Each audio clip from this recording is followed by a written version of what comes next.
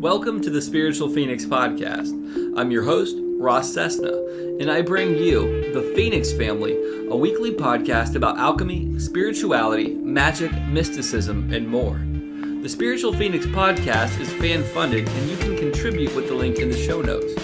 Other ways to show your support include subscribing to our YouTube channel, leaving us excellent reviews wherever possible, engaging with our content on social media, shooting me an email, and sending an audio message through the Anchor app.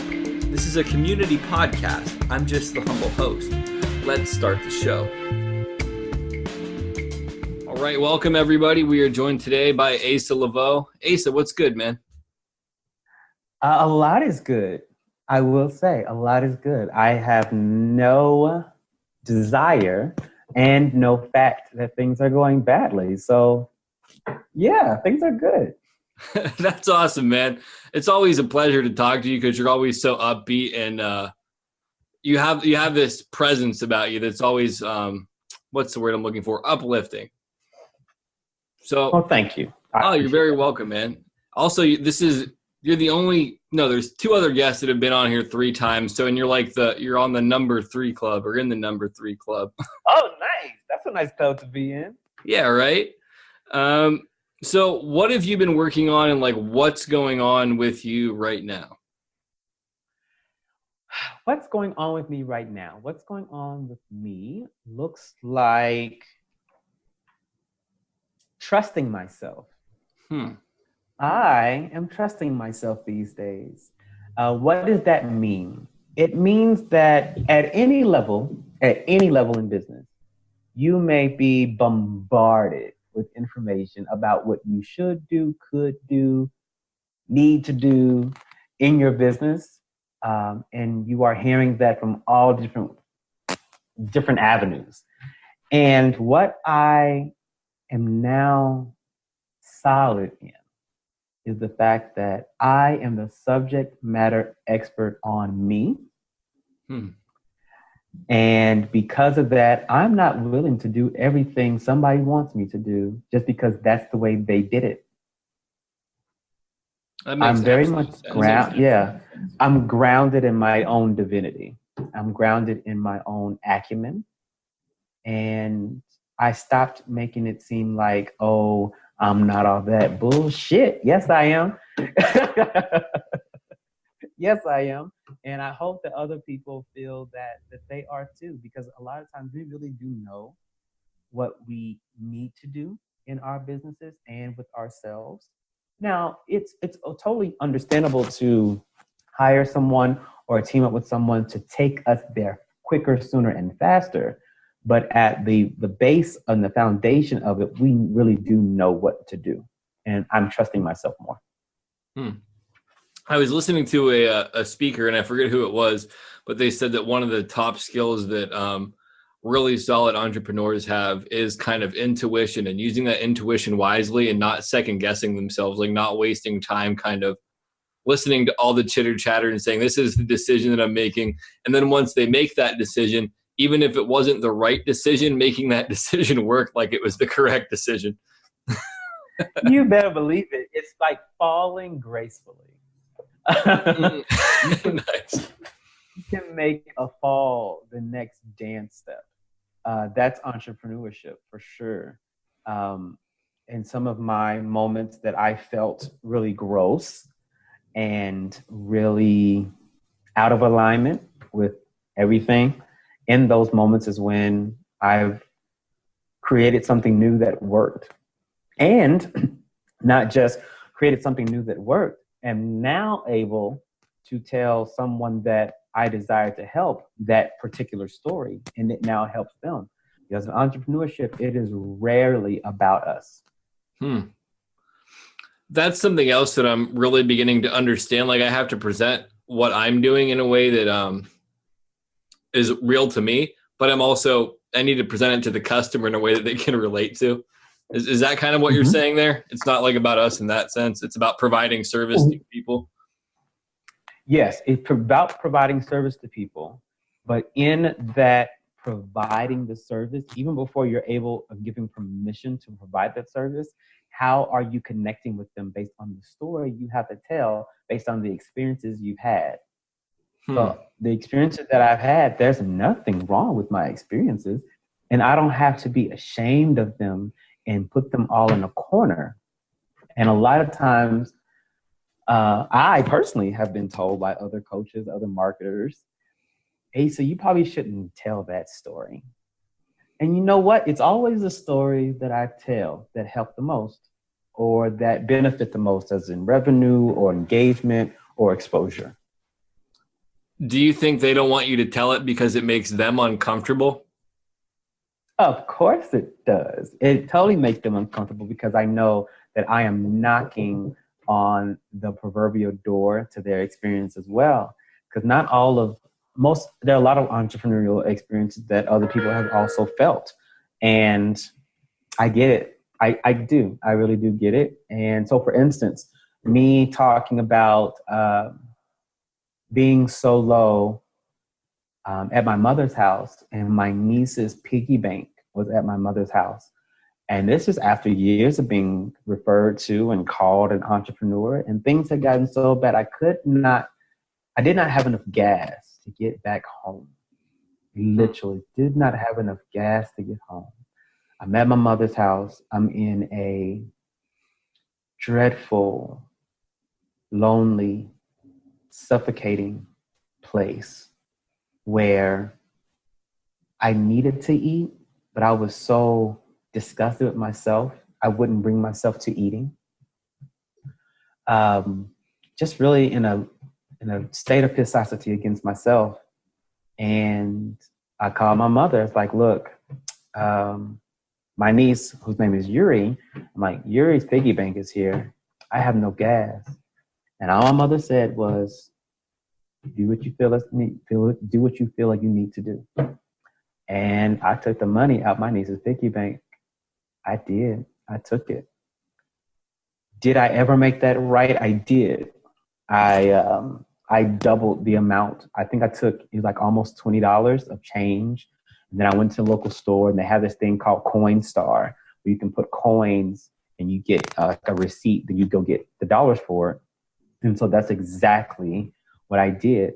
Came out to almost $20. And so eventually, yes, I apologized to my niece, who was 6 at the time, apologized and gave her $50 back.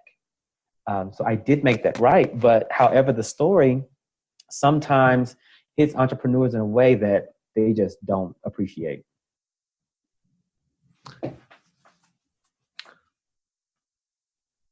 I had to sneeze. You're all good. Yeah, I think that it probably makes a lot of people uncomfortable because maybe they have to reflect on being there, or they've never really had that struggle, so they can't relate to it, and it makes them uncomfortable because you're able to own so much truth. I found that, like, for certain people, the ability to be honest about your own experience, like what you've been through, makes them incredibly uncomfortable, and they have a lot of opinions about what you've been through and how you shouldn't say it, kind of like you had said. Mm-hmm. And so people's opinions about what I've been through are superfluous. Totally. They mean nothing.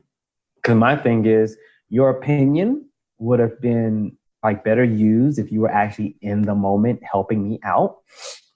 But what you're doing right now is no longer help. It's like you're trying to put a top on my voice, and that's not needed. And I don't welcome that at all. Now, what I have learned, though, is that it's beneficial for me to ensure, and I think I've said this to you before, it's beneficial for me to understand that my test, while I'm in the test, that's not to be shared with fans. Tests are for friends. Testimonies are for fans. People that follow you, people that are interested in your story, in your product or your service, they want to know the transformational experience. They're not your therapist. Your fans are not your therapist. So you talking every single day, this is happening to me and I don't know what to do, that takes the positions from you helping them. Now they're helping you. And it can be difficult to get that position back. And I've learned that myself. So I'm very, and it took me a year of being off of Facebook to really get that, because I went through a moment where, I was in this state of rage against, friends on social media, because I was hurting and no one was putting a Band-Aid on my feelings. And then I had to realize that's not their job. That's not why they exist. They exist to be a cheerleader or a customer for you, not the other way around. And the moment you switch that, it will take time to get that back. Yeah, I can see that would definitely be the case. It's interesting how my journey kind of started off with me going through and processing a lot of that stuff, because that's just where I was at when I started everything. And now I've really transitioned to that. And even now more so, like understanding that a lot of the things that are frustrating and upsetting to me are a direct result of my own choices and the own limitations that I've put on myself, and not taking personal responsibility, not holding myself accountable, and not doing the freaking footwork, not showing up for myself. You better believe it. That will get you every time, not taking accountability in the role you play in your own mini-series drama. For sure. Like you wrote, directed, and starred in this bullshit called a drama that you produced as well, and now you're mad at everybody else except you because it exists. Yeah, I understand. I think that's a very liberating place. So when for me, like when I really understood that on a deeper level, I'm like, damn, I can change this. Like all this other stuff that I was stressing about, I have no control over that, but I can change all of this stuff and direct myself in a new way. I think that I've asked you this before, but I've always liked your response if I have. Do you find that entrepreneurship is largely about personal development and really getting intimate with yourself on a real way, and like getting comfortable with you and your own journey? I don't remember you asking me that. Entrepreneurship, as far as personal development, entrepreneurship is the greatest workshop alive. I take that back. Divorce is number one. Divorce is the greatest workshop alive. Entrepreneurship is the second. Because both of them show you, and not in such a pretty way, what resiliency is all about. I dare not bring a lot of attention to entrepreneurs that have trajectories that look like this. But if you've ever had these happen to you, then you are somebody I desire to speak with, because it's not about how you go forward. My question is, when you fail, what did you do to get your ass back up? That's what I'm more concerned about. So with that being said, yes, personal development it's a byproduct of entrepreneurship. It's great to be intentional about that personal development, workshops, seminars, courses, experiential things, but there's nothing like life. There's nothing like life.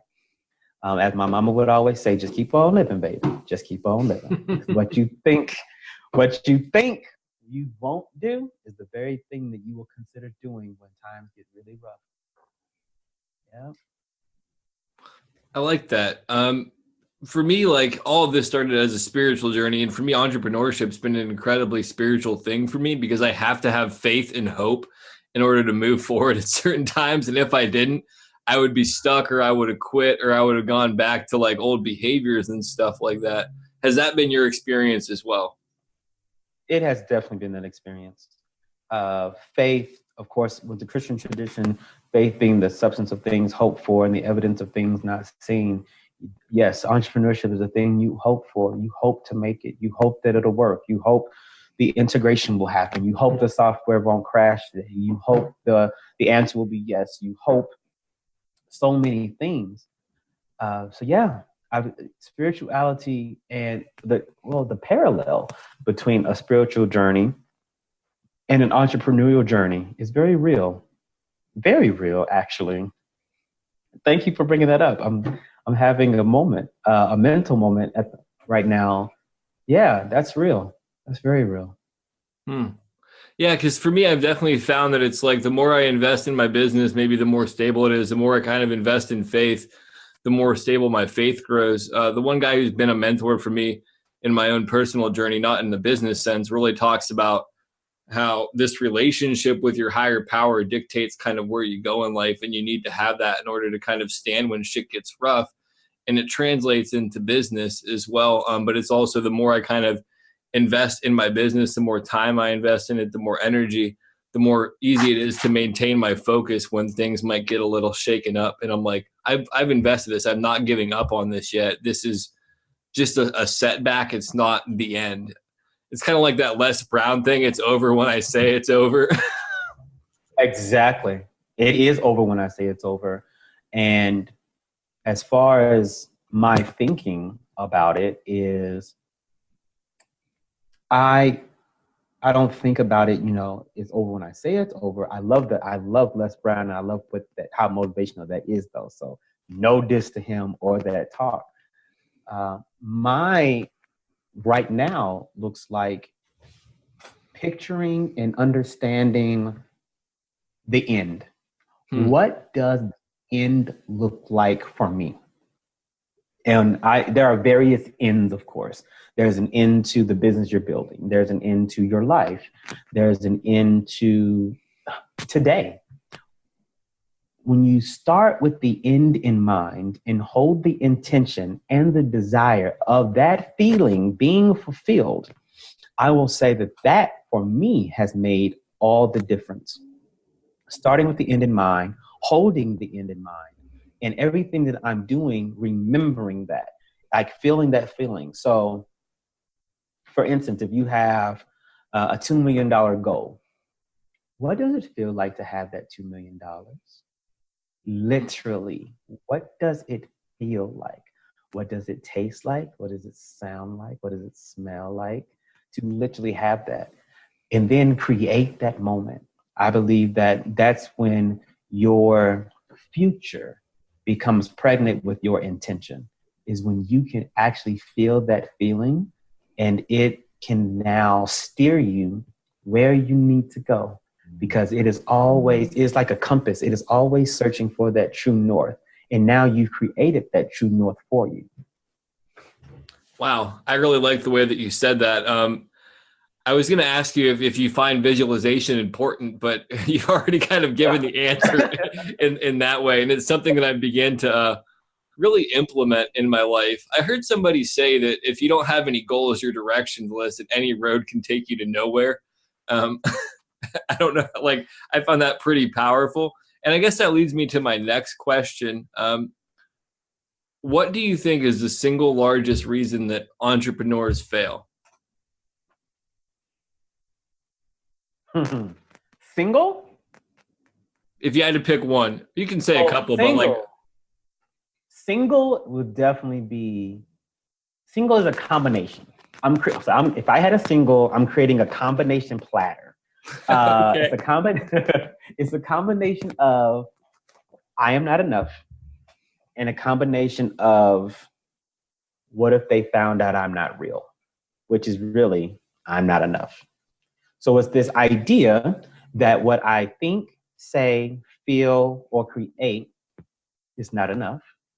And then while I'm feeling it, creating it, talking about it, I'm fraudulent in the midst of the creation because I am doing something that no one else believes I am. I believe I am, or at least I hope, I think, and feel that I am. But do I really, really feel that I am? And so it's a combination of that. at the bottom of both, at the basis of both of those is fear, total fear, fear of rejection, fear of being found out, fear of, fear of yourself not being preserved and continued the way you wish it will. This leads me to my next question, and I've kind of gone through this experience in my own life, but I'm curious what your response would be. What do you think is the resolution when people encounter that? Like, how can they combat imposter syndrome in a real way besides just love themselves? Like, what does the resolution of that look like? So imposter syndrome, how to combat the imposter, that's a real question. How do you combat the imposter syndrome? How I personally combat the imposter syndrome. There is a scripture, and I am not of the Christian tradition. However, I was raised in it. And I love this scripture because it can be broken down. And the scripture says, "Be still and know that I am God." Okay. So based on things that I've been reading lately, actually the last year, I believe that we are all divine. Let me really piss people off. I really do believe that we are all gods. I do. Sometimes people call me king, especially in the African American tradition. As of late, that is something that African Americans call each other when we're trying to be motivational or affirmative. They would call each other kings and queens. I am not of that practice. And the reason why I'm not of that practice is because I have a very real understanding of the feudal system. And the feudal system says what? In order to be a king or a queen, what allows you to be that? It allows you to be that because you have subjects that you rule over. Well, everybody can't be a king or a queen because somebody got to be a damn subject. So who's bringing me the food? Who's tasting my wine? Who's my cupbearer? Who's the jokester? Like, all those are needed in a court, in a royal court. But however, when I say I see you, God, when I say I see the God in you, or I see you as a God, you don't have to do anything to be that. Be still and know I am God. And in reverse, you get down to the common denominator or the baseline of all of it. So I'll do it. Be still and know that I am God. Be still and know that I am.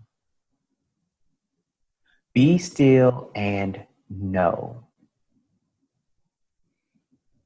Be still. Be. All you have to do is just be. And being, once you can just be, I believe that your godness can flourish because you don't have to try to be anything else other than what you're already being. I say this often, you are not a human doing, you are a human being. Wow. That's a very beautiful explanation, and it kind of ties everything up in a very neat package in the sense that kind of talks about the commitment aspect of going on regardless of everything, in spite of maybe not believing in yourself, kind of having that faith. Even the visualization aspect in the sense of maybe I don't see it yet, but I will if I continue to show up and do the footwork. So like everything we kind of talked about is tied up in that neat little package there. And I like how you kind of walked it back and it still had a lot of profound weight.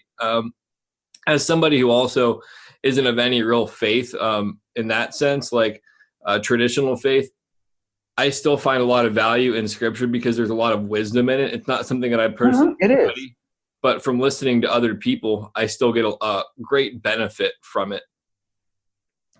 And I think that that's really great advice for anything, even if people don't have imposter syndrome. Still just learning to be still is like one of the crucial aspects for personal growth.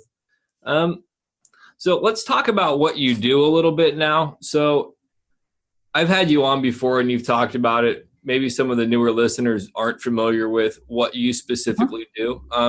So enlighten us. Sure. So what I do, as far as business is concerned, I train aspiring entrepreneurs. And just so I'm clear, what's an aspiring entrepreneur? This is someone that's dreaming. They are listening to Gary Vee and they're getting motivation, listening to Les Brown getting motivation, Eric Thomas, Tony Robbins, and they understand that yes, their lives are created for more impact, and that more impact has a direct correlation with business. So that's who I'm speaking to when I say aspiring entrepreneurs. Someone who's dreaming, someone who, based on that dream, doesn't know what to do next. They're very unsure of even what questions. They don't even know what they don't know.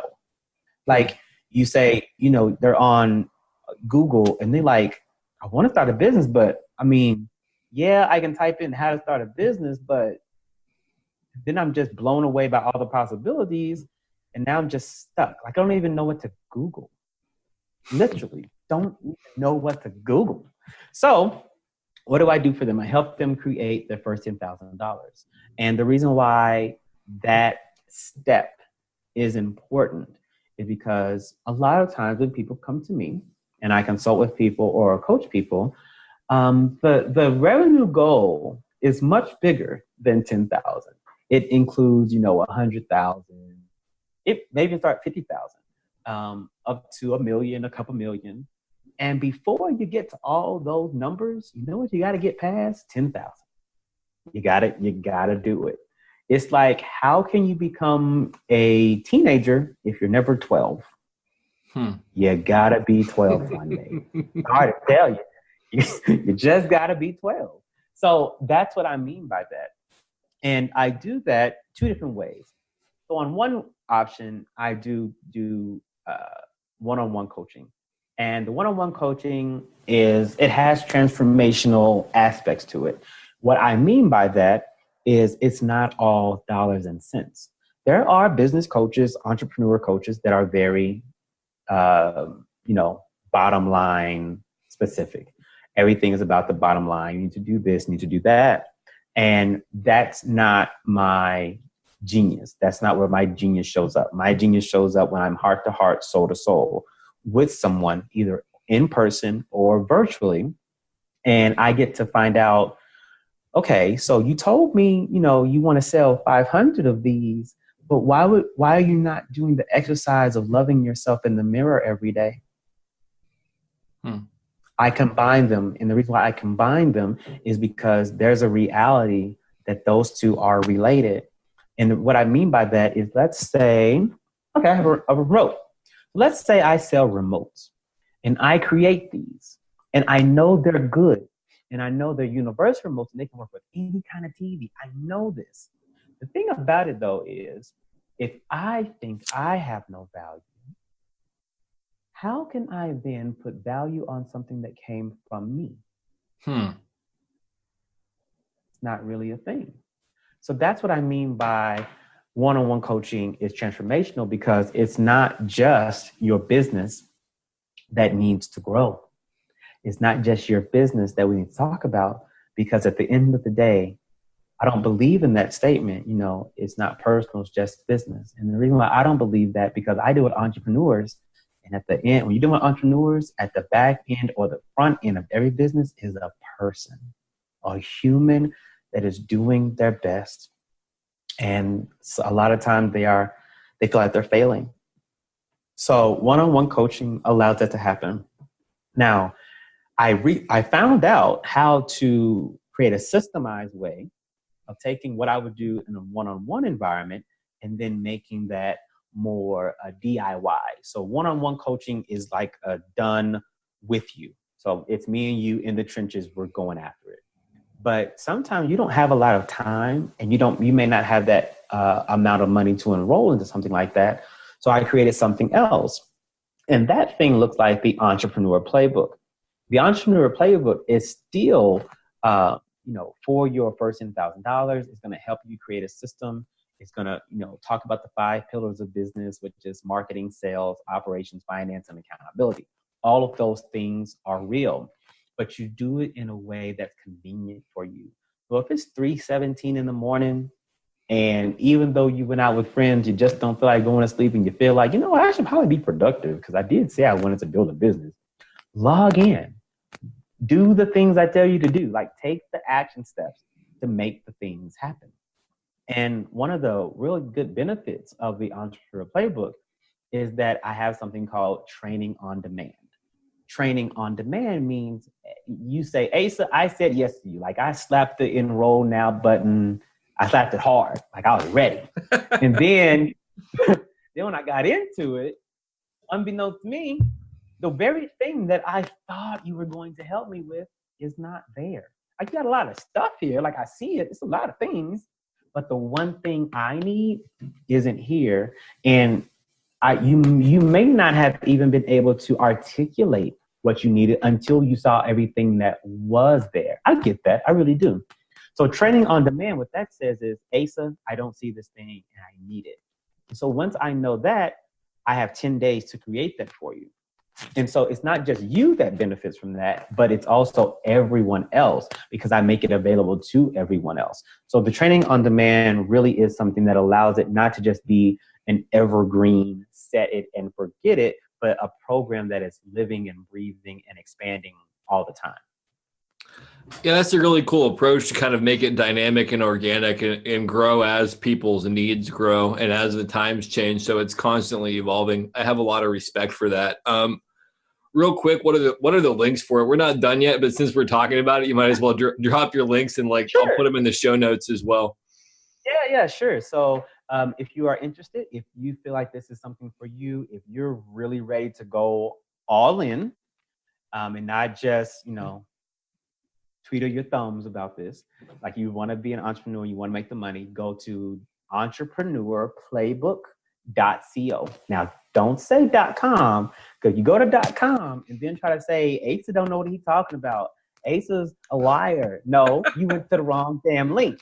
EntreQUEErplaybook.co. And I get it. We're all entrepreneurs. Though you might not all know how to spell it. I get that.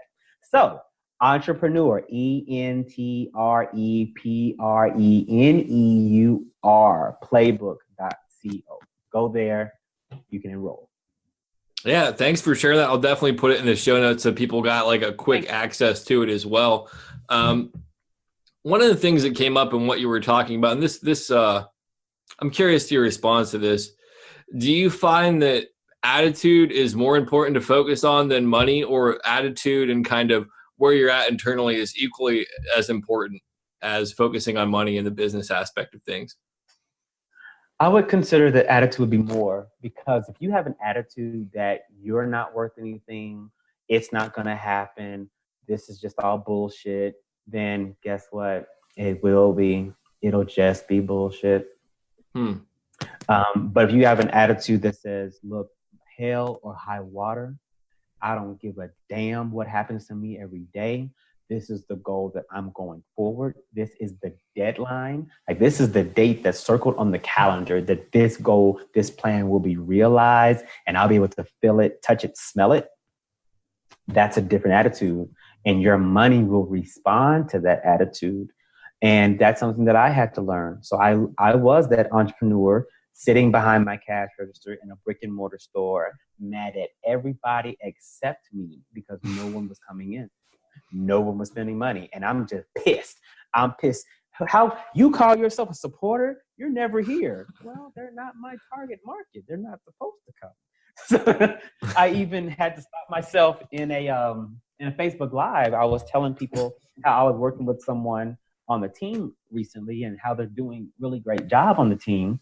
And I was getting to say, I was in the middle of saying, you'll be seeing a lot from me. And I stopped myself midway and said, wait a minute. If you're not my target market, you are not going to be seeing anything from me at all. But for those of you yes, that I'm your person. You know that I'm the person to help you through your next stages. Yes, you will definitely see a lot from me, but I've stopped doing things for the sake of doing things and for the sake of being visible to everybody that I think I need to impress. So I'm not building the website for the person that said I couldn't be anything. I'm not building the funnel for the person that didn't believe in me. I'm not speaking on a podcast or live at an event for the person that told me I would never amount to anything. No, I'm doing all those things for the person that's showing up so that I can be of service to them. And because a lot of times as entrepreneurs, we're doing all this building to showcase to all the people who don't like us. And our attitude while we're creating that's in our mind. But when someone that doesn't like us sees it, it doesn't necessarily change the fact that they don't like us. Mm-hmm. And guess what? Now you're doing all that, and the person you're supposed to be helping is still not helped because your intention behind it was different. It's awesome that you bring all of that up. I was working on some kind of inner inventory earlier, and it's all relative to what you said, at least in my perspective. And I was writing on the defect of attention seeking, and I realized like how so much of the stuff that I'm actually doing in regards to how I'm presenting my business is more attention seeking than it is actually attracting my target market.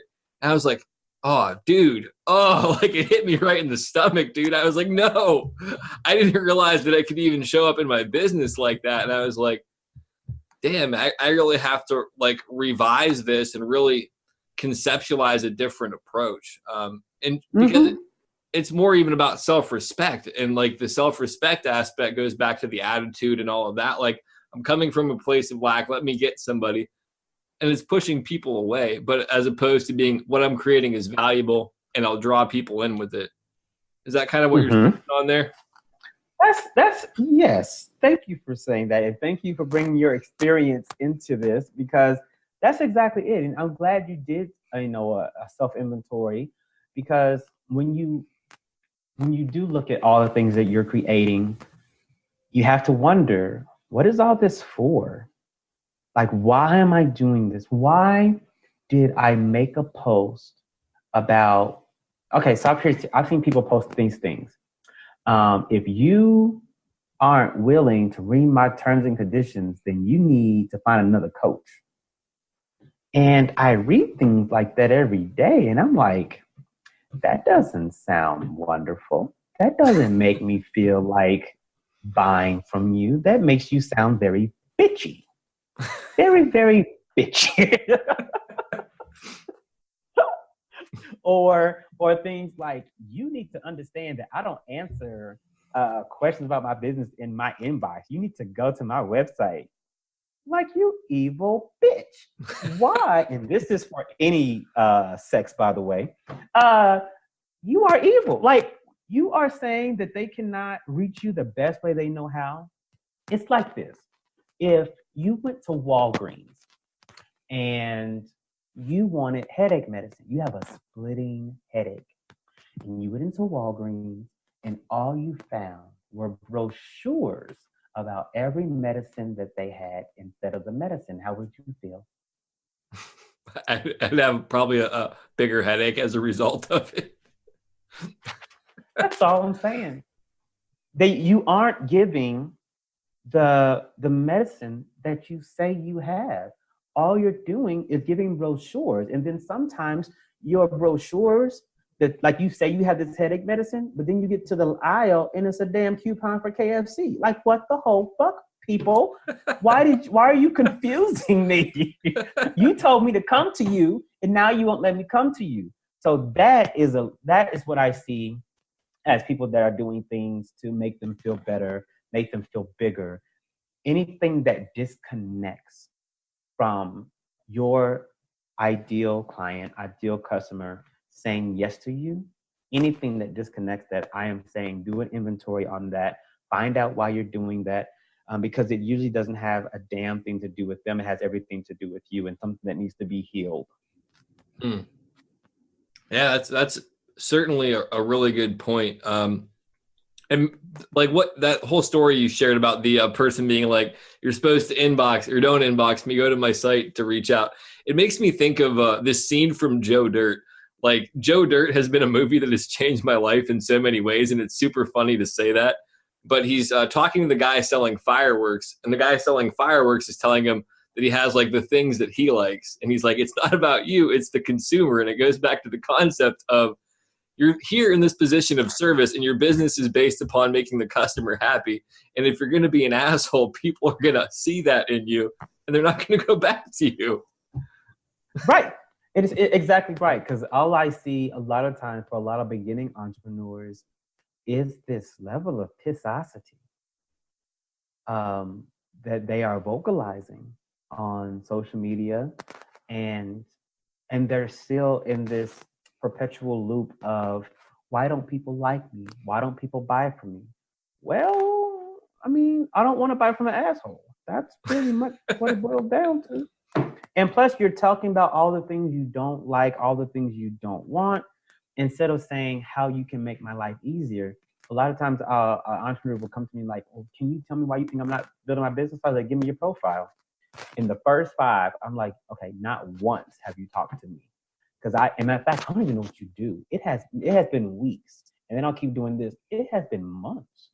Then I'll keep doing this. It has been years since you told anybody what the fuck you do. Like, but you want people to buy from you, but you haven't said it once.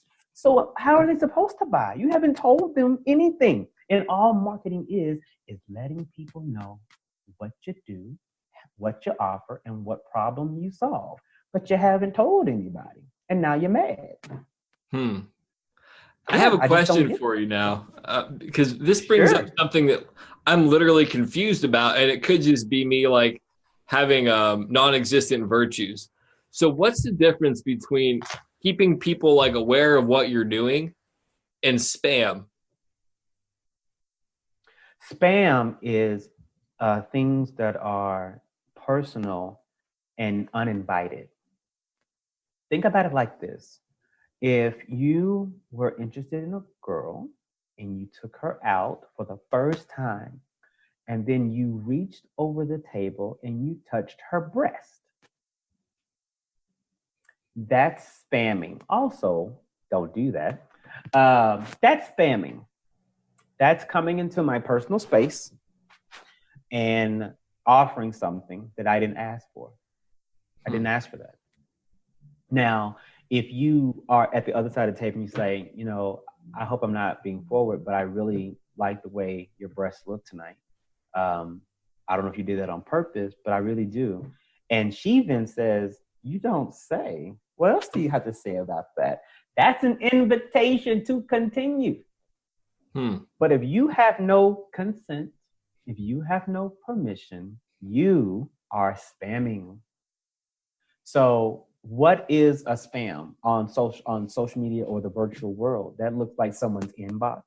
That looks like someone's page. That looks like someone's comments. So like on this gives me a little nasty feeling. So I will make a post on Instagram. And let's say I hit it on the head, like I make a video and people are liking it. Usually it's like a cartoon or me doing a model shoot or a picture with my little boy. Those pretty much do really well on my Instagram. Well, the likes are going up, and I can tell people are noticing that the likes are going up. And what do? They go to my comments and say, hey, I like your stuff. You should probably follow me. I do really great artwork. Like, you bitch. I didn't ask you about your goddamn artwork. This is not about that. You could have easily said, hey, I so love this. I would love to talk to you about something that I'm working on. Do you mind if I inbox you? Then I could say yes. Or I could say no, which are both complete sentences. Like, I don't have to give a reason why I said yes. I don't have to give a reason why I said no. It's just yes or it's no. But anything other than an invitation or permission, that's totally spamming. Don't do it. Don't do, and something else about spamming. Another possibility. If you have an email list, got it. Great. Kudos for already having one. But if you then go to a networking event and collect business cards, not with the intention of following up and engaging, but with the intention of then transcribing all of your business card contacts to your email list, you are spamming. That's not okay. That should never be done, ever. So it goes back to kind of having integrity and just kind of using basic social skills. I like how you brought it up, like to consent as well. Right. And you say basic social skills, and I have been around long enough to realize that social skills are not basic. It's kind of like a Southern, there's a Southern saying that's really, really polite. And it says, baby, them flowers don't grow in everybody's garden. I like that saying. It kind of goes into the whole thing of like common sense, where it's really not that common. Not that common. It's just not that common. I like that Southern saying, though. Yeah, thanks for clearing that up, man, because that's something that like I've never really understood. This is like the last thing I'll say on this last like brief question. But if I'm posting on my own Facebook page and people don't like it, they can just get off of there. I mean, all of that stuff, right? Okay. Yeah. If you're posting, my thing is post to your heart's content. So sometimes, and I tested this, I thought that if I posted too much, I was going to piss people off. And so one day, I just got really motivated. I don't know what the hell happened to me that day. But you know how you just get downloads in your mind? Like, wow, I thought this up myself. Like, I actually said that. Okay, so it was that day. I just started posting on Facebook one thing after the other. I mean, shit was just flying. And nobody unfriended me. I was like, But the moment somebody made a Facebook post and then I did my best to try to coach them in the moment, yeah, that shit went left. That shit went all the way left. So I'm not speaking of as someone, who was in their ivory tower looking down. No, I've done that. I've had to learn what that means to stay in your lane and get permission and consent. Because if you are a coach, one of the hardest things in the beginning is not coaching everybody, because everybody didn't ask you for your help. They just didn't. They didn't. I get it. You're trying to help, and sometimes you're not trying to help. You're trying to be seen. That's just the reality. But yeah, please understand, or at least think about if you're having consent or not. Yeah, that's really good advice in every avenue of life. So, oh yeah. I don't know what time it is. I feel like we're coming to the end. I don't want to keep you too much longer. It's almost been an hour. But I do have a couple more questions. So I'm going to ask you, what would you suggest would be 3 quick tips that you would give people either that are just starting out as entrepreneurs or are having a hard go at it? 3 quick, simple Asa-isms to get them on the go. All right, so 3 quick ones. All right, so number 1, really, this is really true. What problem do you solve? Can you just answer that damn question? What problem do you solve? And can you do it without creating a paragraph, please? Can you do it in 15 words or less? If you can tell me what problem you solve in 15 words or less, it'll be so much better for you. It will work out, because that has a correlation to when people ask you, oh, so what do you do? And you don't spend half the dinner explaining. Because I didn't ask you all that. I'm trying to eat. Like, I just asked the question. So just answer that question. Be clear about that. The second point, if you're just starting out or frustrated, Anytime that you feel like you're frustrated, I bet it's because you don't have enough people coming to you. And the reason why you don't have enough people coming to you is because you're not talking to the right people. And you know why you're not talking to the right people? You don't know who the hell to talk to. So how do you find out who you're supposed to talk to? Get very intimate about their life. I say this oftentimes when dating. After you keep swiping left on Tinder and you keep swiping left and you keep swiping left and ooh, okay, swipe right, and then that magical moment, ding, you got a match. Oh my God. Like it's a huge rush. Like, oh, I got a match. So it's a rush thing. But what do? If you really are trying to work this out as a relationship, what do? You become very intimate about this person's desires, about their fears, things that piss them off. So if someone says, if you say something like, well, I like to be called daddy in bed, and they're like, well, that's not really my thing. You take note of that. It means something to you, and you don't bring that shit up again. Same thing with a client or a customer. Get intimate about the possibility of who they are. What type of ice cream do they like? What cartoons do you think they would watch today? Who are they following on social media? What books do they read? What magazines do they read? Because if you answer all that questions, my next question is, why are you not doing that? Why are you not in those magazines? Why are you not writing those books? Why do you never talk about and blog about those cartoons? You say you're intimate about your person, but you don't act like it, and there's no evidence to convict you of that at all. So please consider that. And the third thing is have a measurable goal. As you can see or hear, I said a measurable goal. I did not say a realistic goal. Why? Because I hate the word realistic. Everything can be realistic. Period. Have a measurable goal. So I know that my goal is to have 5 people on my email list by Friday. And then do the shit you need to do to make it happen. And don't just give up. Be like, oh, well, it didn't happen. Oh, well, it didn't happen. But how many did you get? Oh, you got 2? Well, what did you do to get the 2? Keep doing that. Yeah, keep it doing that.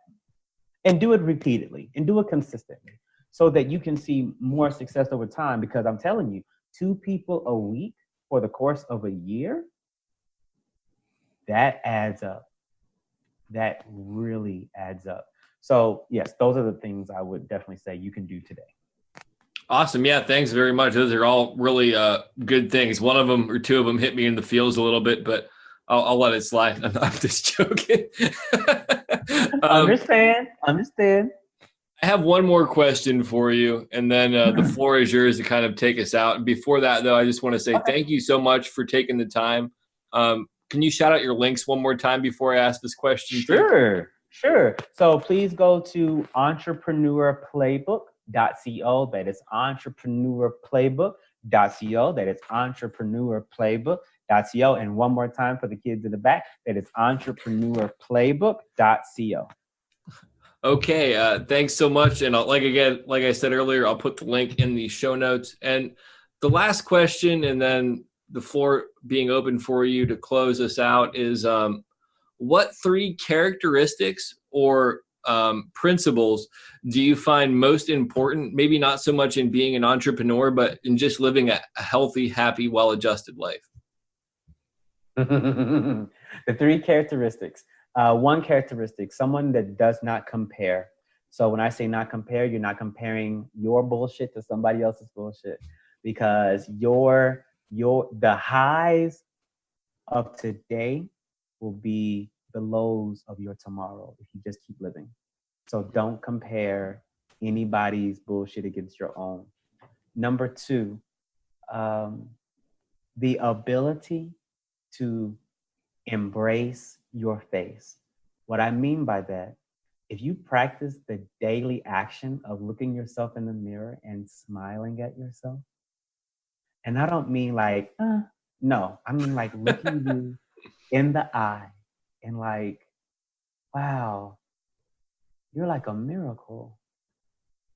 Like no one on earth has gone through what you've gone through, and you're still here.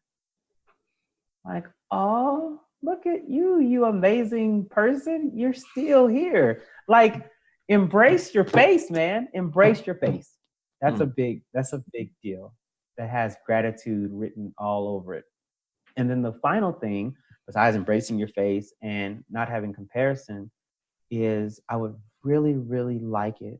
I would really, really like it if you would consider forgiving everyone for everything. You want to talk about a happy life? Forgive everyone for everything.